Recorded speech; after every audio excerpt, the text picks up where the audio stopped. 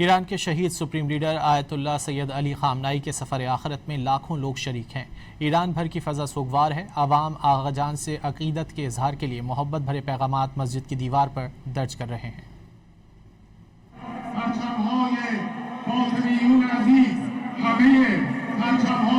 ایران کے دارالحکومت تہران میں عوام سوگوار ہیں۔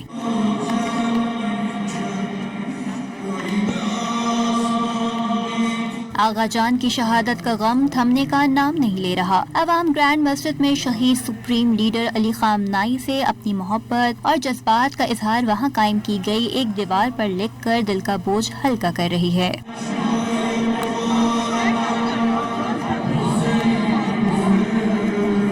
سوشل میڈیا پر وائرل ویڈیو میں دیکھا جا سکتا ہے کہ لوگوں کی بڑی تعداد مسجد کی دیواروں پر اپنے شہید سپریم لیڈر کے لیے دعائیں اور یادیں درج کر رہے ہیں۔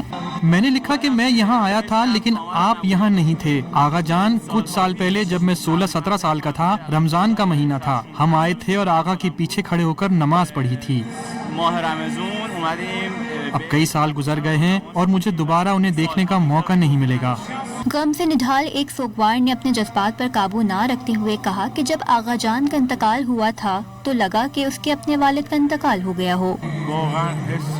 میں خود کو بہادر محسوس کرتا ہوں۔ لوگ اب اپنے ہوش میں آ گئے ہیں، وہ ایک دوسرے کی مدد کر رہے ہیں۔ انہیں اب احساس ہوا ہے کہ انہوں نے کس کو کھو دیا ہے، ایک قومی رہنما کو اور آغا جان کو۔